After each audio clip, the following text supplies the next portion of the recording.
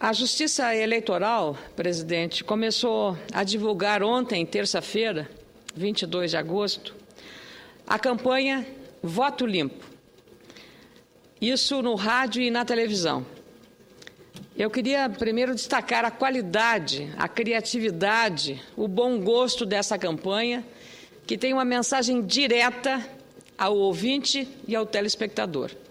E é isso que nós precisamos, é reafirmar o compromisso com o voto limpo, com a transparência na eleição, com a seriedade, e nenhum eleitor pode vender o seu voto, que é sagrado, é um direito dele, e ele não pode submeter a esses desmandos. As mensagens estimulam os eleitores a participarem do processo eleitoral e a escolher candidatos ficha limpa, aqueles que não têm problemas com a justiça ou estão envolvidos em irregularidades. A campanha institucional chegou em excelente hora e eu queria cumprimentar a ministra Carmen Lúcia, que preside o Tribunal Superior Eleitoral, por ter ela pessoalmente determinado a inserção desta campanha e o início desta campanha coincidindo com o período pré-eleitoral das eleições municipais deste ano, marcadas para 7 de outubro, e que são as eleições que eu diria fundamentais, as eleições iniciais do processo democrático, porque tratam exatamente da escolha das pessoas que vão definir o cotidiano de cada um de nós. É o município, a primeira célula de vivência democrática com a escolha de vereadores e vereadoras, prefeitos ou prefeitas, vice-prefeitos e vice-prefeitas.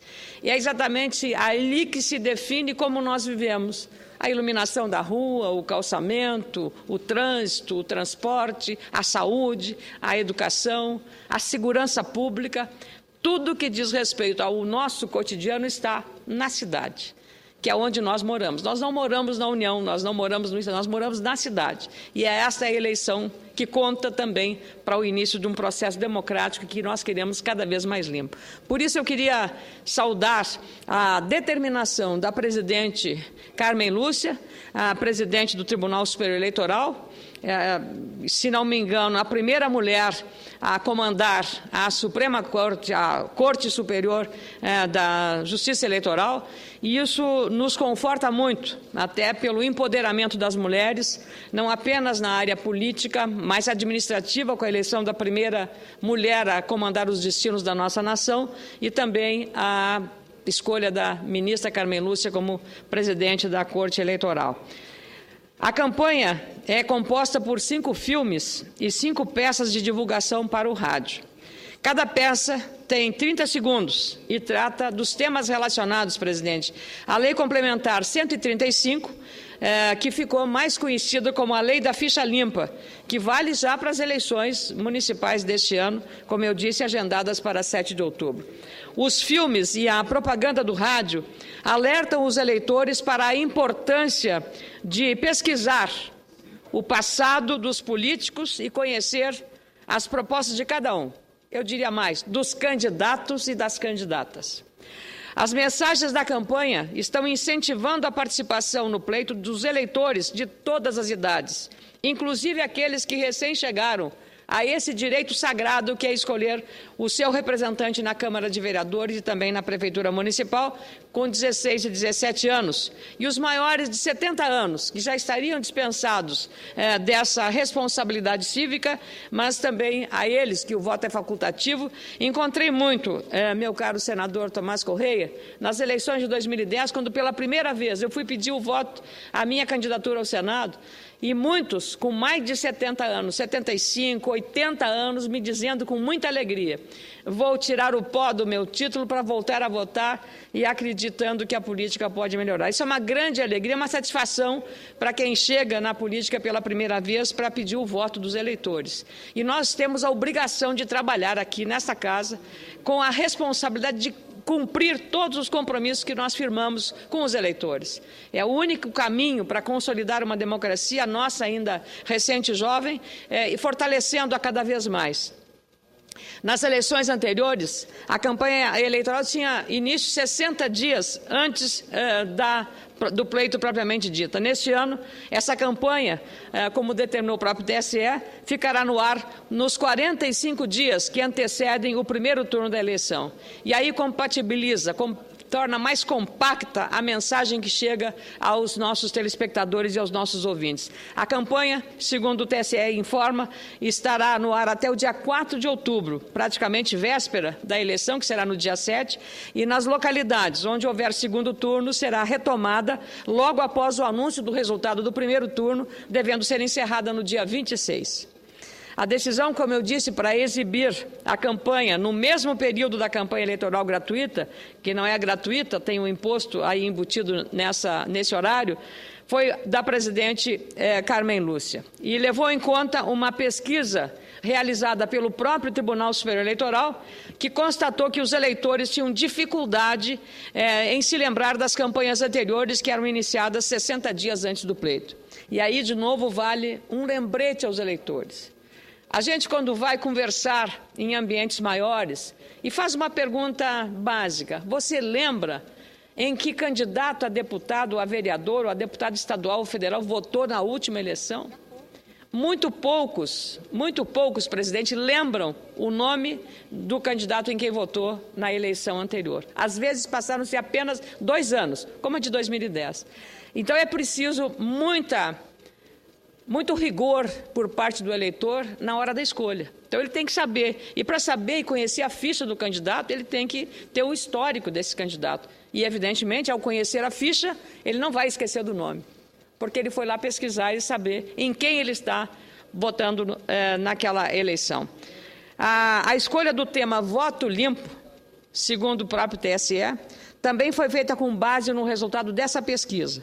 O estudo apontou que a lei da ficha limpa ainda é pouco conhecida pelos eleitores, apesar de ser uma lei gerada por uma iniciativa popular. Aliás, uma das poucas leis que o Congresso Nacional teve que assumir como uma pressão vinda de fora para dentro da Casa Legislativa e assumir a responsabilidade de aplicar essa lei. Eu queria apenas usar aqui, meu caro presidente, uma peça. Agora, candidatos têm que ter ficha limpa. Essa é a peça que o Tribunal Superior Eleitoral está na campanha Voto Limpo.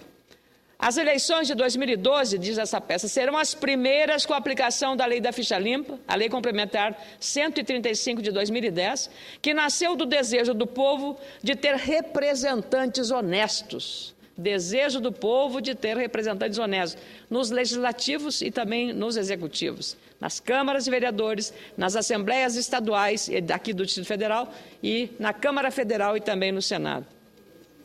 Antes de escolher quem merece o seu voto, dirige-se ao eleitor. Para elaborar leis ou administrar o dinheiro público do seu município, pesquise o passado dos candidatos. Vote limpo. Não aceite ser representado por candidatos que foram condenados por um crime, utilizaram de forma indevida recursos públicos, compraram votos ou renunciaram a mandatos eletivos para fugir de processo de cassação. E isso está no site, e tudo sobre a ficha limpa e esta campanha Voto Limpo. Eu queria renovar a minha satisfação com a iniciativa da Justiça Eleitoral, porque está dessa forma conscientizando e conclamando o eleitorado brasileiro a uma atitude de responsabilidade, porque só tornaremos melhor a gestão do município numa Câmara de Vereadores ou da Prefeitura Municipal quando o eleitor assumir este compromisso também com a boa escolha. E queria também dizer, caro presidente, que hoje o próprio Jornal do Senado mostrou e trouxe uma matéria muito interessante que tem a ver tudo com essa campanha do Voto Limpo, que é dizendo que o ano eleitoral, agora, da eleição municipal, reacende o debate sobre o financiamento público de campanha. Veja a coincidência, senhor presidente. Isso acontece na hora que, ali do outro lado, na Praça dos Três Poderes, o Supremo Tribunal Federal está julgando o rumoroso processo do mensalão. E o que foi o mensalão, senão caixa 2 na campanha eleitoral?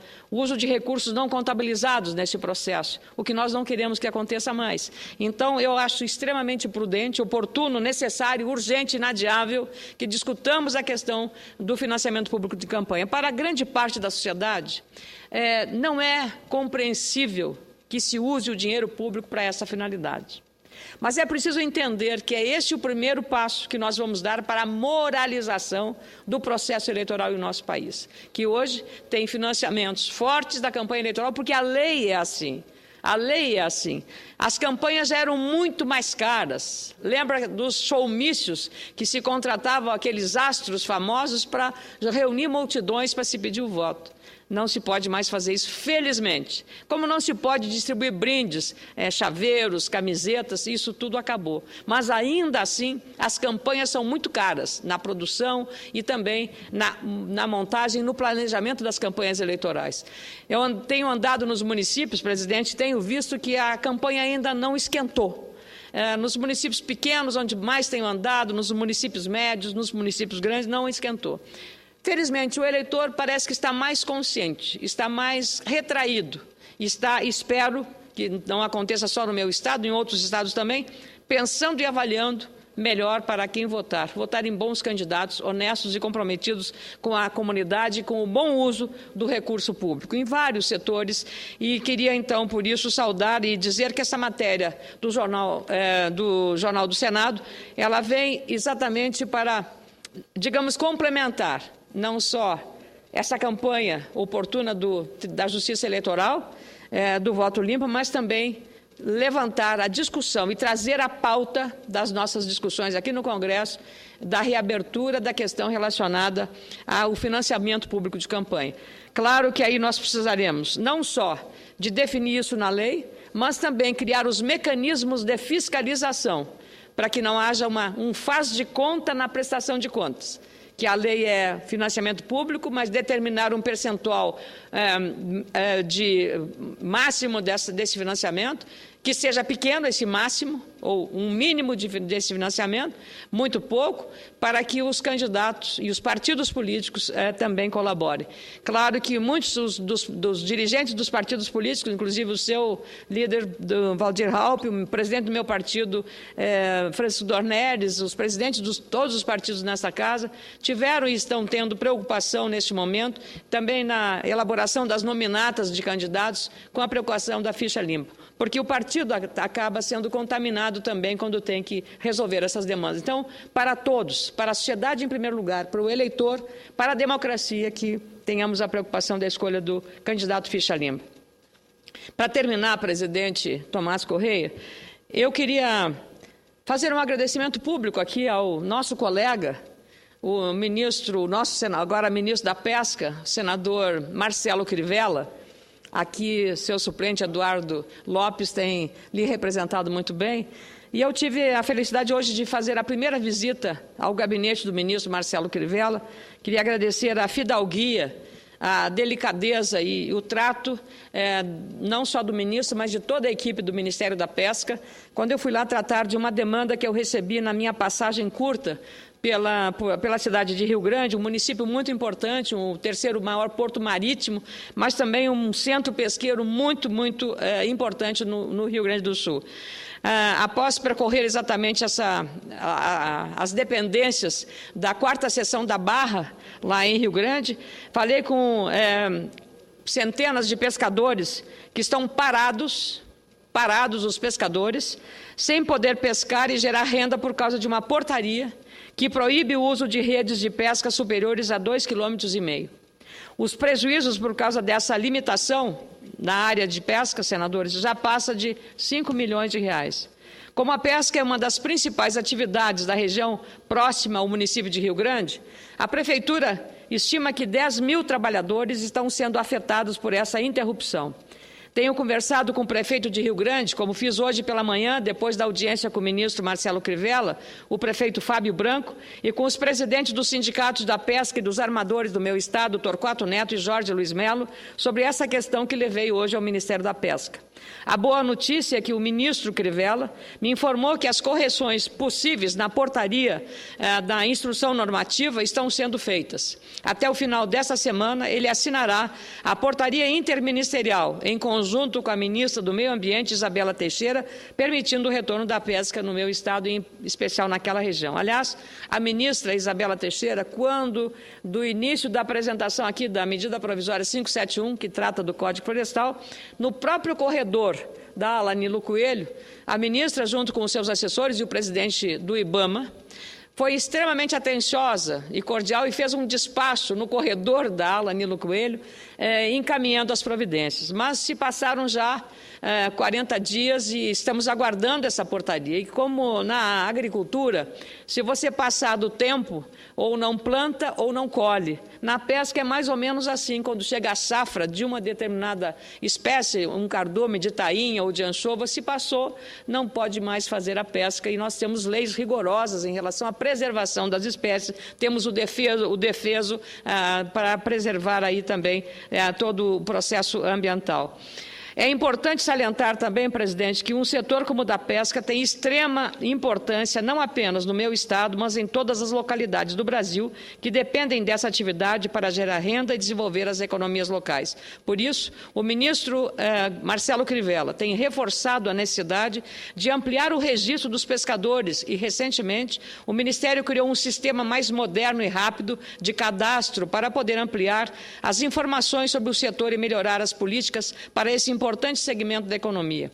Até o momento, senadores, o Brasil tem produzido mais de 1 milhão de toneladas de pescado todos os anos. Isso representa uma soma de 5 bilhões de reais, segundo dados do Ministério da Pesca. São mais de 800 mil profissionais envolvidos diretamente nessa atividade, que gera 3 milhões e meio de empregos diretos. Portanto, não há como desprezar esses números do ponto de vista social e econômico. Qualquer política que favoreça o segmento precisa ser respeitada, mas os pescadores, como os agricultores, são os primeiros a preservarem o ambiente em que eles trabalham. Se não preservar as espécies que se reproduzem ali no mar, ou não preservar a terra onde se planta, eles não terão os recursos necessários depois para o aproveitamento e a sua renda em futuro. Outra informação importante, senadores, se refere à medida provisória 565, batizada de MP da Seca, que foi aprovada ontem no plenário da Câmara Federal e agora está vindo para esta casa. Trata-se da criação de linhas de crédito para os atingidos pela estiagem, um problema que também afeta o meu estado.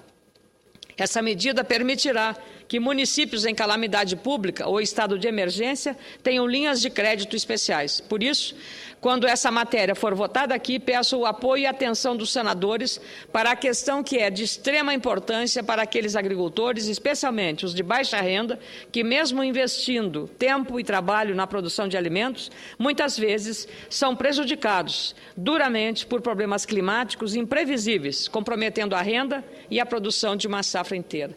É preciso renovar também o pedido para que o governo cuide da prevenção. Meu caro senador Tomás Correia, estávamos agora há pouco falando exatamente sobre isso, da necessidade urgente de políticas permanentes de longo prazo, para que dê segurança aos agricultores, que dê segurança aos pescadores, que dê segurança ao setor produtivo brasileiro, para que não fiquem operando numa faixa de insegurança jurídica. E essas políticas vão desde crédito, à assistência técnica e também à inovação tecnológica. Tudo isso associado aí a decisões rápidas para evitar que o que a gente tem vindo agora frequentemente é um verdadeiro apagar de incêndios, o governo operando mais como bombeiro do que como um prevenidor dessas situações que a gente sabe que vão acontecer. Muito obrigada, senhor presidente.